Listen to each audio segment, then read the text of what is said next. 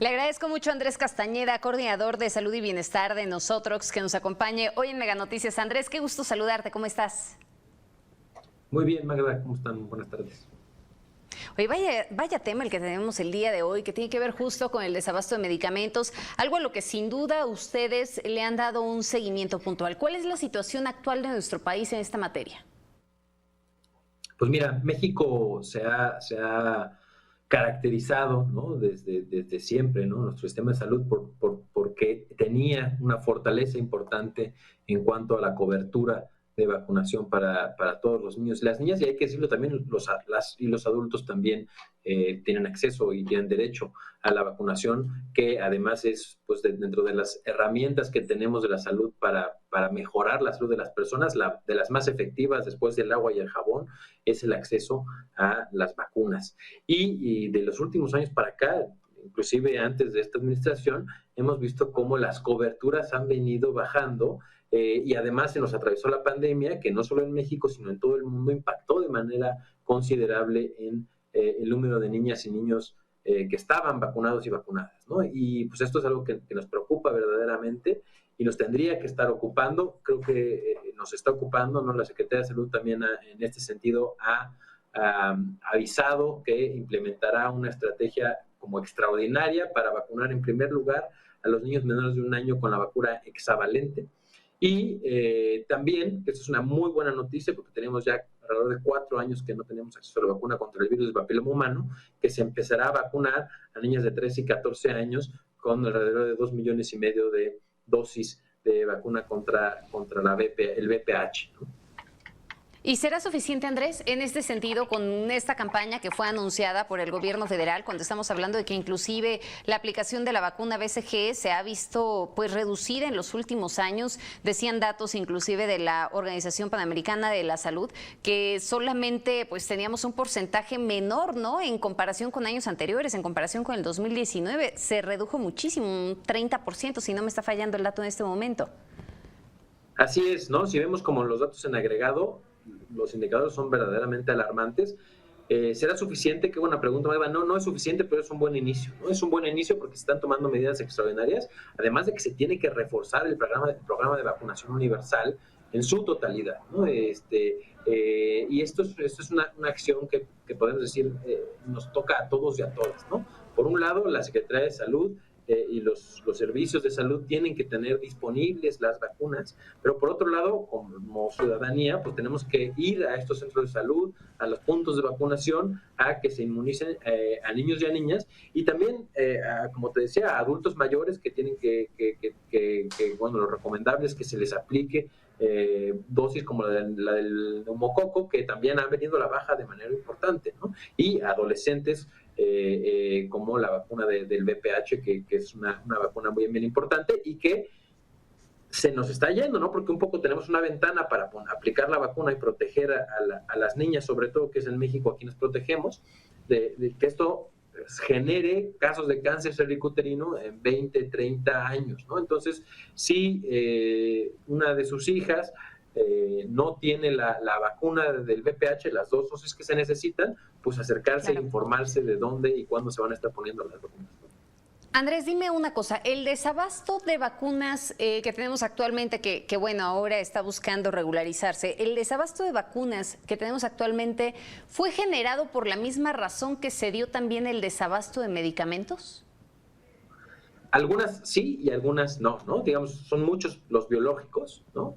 Ciertamente el cambio en la manera en la que se compraban y distribuían las vacunas sin duda afectó, ¿no? Pero aquí se juntó, Magda, el hambre con las ganas de comer, ¿no? Es decir, hubo cambios en la manera en la que se compran y se distribuyen las vacunas y eso afectó a algunos biológicos. Además, se inhabilitó a algunos proveedores de la vacuna, como la BCG, por ejemplo, ¿no? Y entonces fue al gobierno como darse un balazo en el pie porque no tenía manera de comprar las vacunas porque inhabilitó al único que las vendía, ¿no?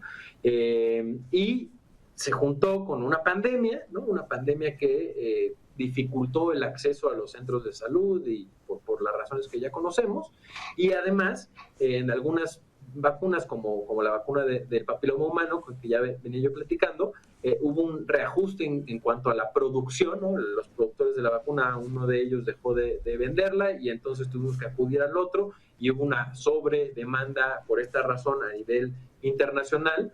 Y bueno, ahí nos vimos un poco lentos en México para ponernos al día con las dosis que necesitábamos. Y bueno, todo esto se juntó y como resultado tenemos coberturas bien bajitas.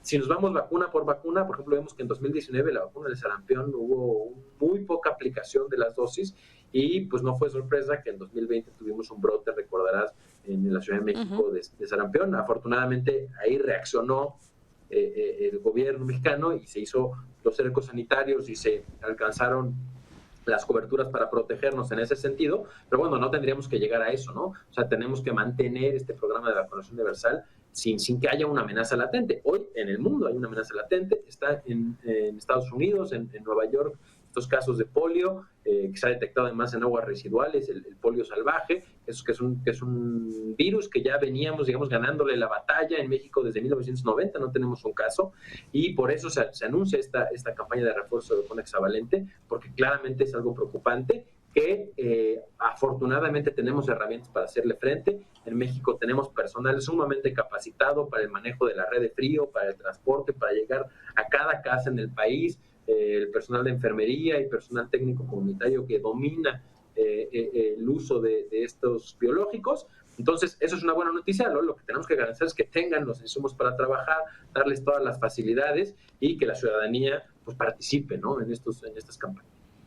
¿Y se va a lograr? O sea, ya nos decías, a ver, es un buen avance, ¿no? El hecho de que ahorita el gobierno federal esté anunciando esta estrategia de vacunación, por algo se empieza, muy probablemente no vamos a alcanzar a cubrir el rezago, pero pues yo te preguntaría si verdaderamente vamos a lograr tener en algún momento esos niveles de vacunación que nos ponían como un ejemplo a nivel internacional.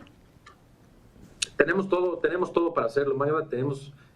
como te decía, el personal, la ciudadanía está bien sensibilizada de la importancia de las vacunas. Se tiene que lograr, ¿no? Creo que esto no es un tema de se va a lograr, no, se tiene que lograr y como ciudadanía tenemos que exigir que las autoridades sanitarias pongan todo el énfasis, el presupuesto y la estrategia para garantizarlo. Creo que ahí van, ¿no? O sea, sin duda hay que estar bien alertas.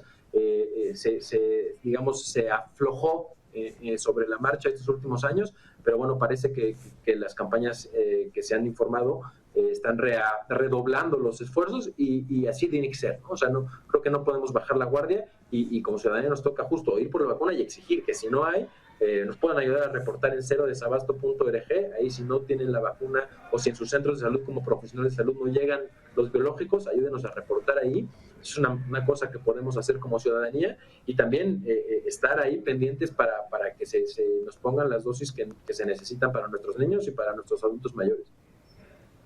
Sí, me queda clarísimo, ¿no? Nos hace falta todavía un largo camino por andar en este sentido y bueno, como ciudadanos también tenemos ahí la tarea de estar presionando a las autoridades para que cumplan con esta parte, ¿no? Para que se pueda garantizar el acceso a la salud. Y ya para que podamos concluir, Andrés, con el resto de los medicamentos, ¿cómo ves el panorama? ¿Cuándo crees que verdaderamente se logre, pues ya regularizar, decía el presidente López Obrador, ¿no? A ver, tenemos ya prácticamente un 90% de los medicamentos comprados, falta todavía un 10%, en su informe lo reiteraba que pronto se iba a estar regularizando esta parte, pero cuando te acercas a los sistemas de salud en los distintos hospitales parece que la gente tiene otros datos.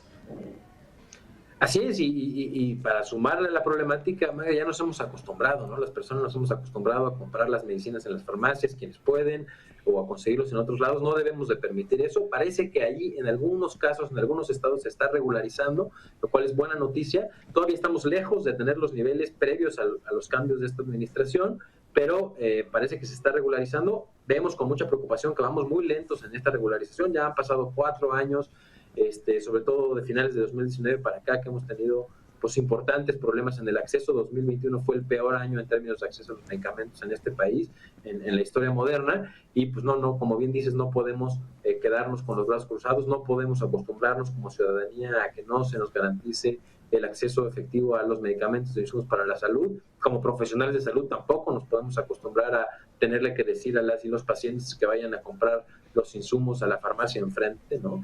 Y nos toca eso, igual que con las vacunas, exigir que se nos garantice. Estamos ahí mucho más lejos todavía, ¿no?, que con las vacunas, hay que decirlo. Todavía este desajuste que se hizo en el ecosistema de la cadena de acceso a los medicamentos no se ha terminado de reorganizar. La distribución sigue siendo un problema importante en el país. Y bueno, seguimos recibiendo reportes de desabasto de manera importante en nuestra plataforma cerodesabasto.org, y también vemos que los datos de no surtimiento en las diferentes instituciones siguen estando pues alarmantes, ¿no? Sí, claro, me quedo con esto último que nos mencionas, el no quedarse así, los reportes se siguen recibiendo. Y bueno, ojalá que verdaderamente logre garantizarse ya este abasto con un mayor orden. Se pensaba que era una tarea muy sencilla, ¿no? Y creo que ya también le cayó el 20 al gobierno federal de que no fue así. Te agradecemos mucho, Andrés, por estos minutos. No, muchísimas gracias a ustedes, Maga. Que estén muy bien. Buenas tardes.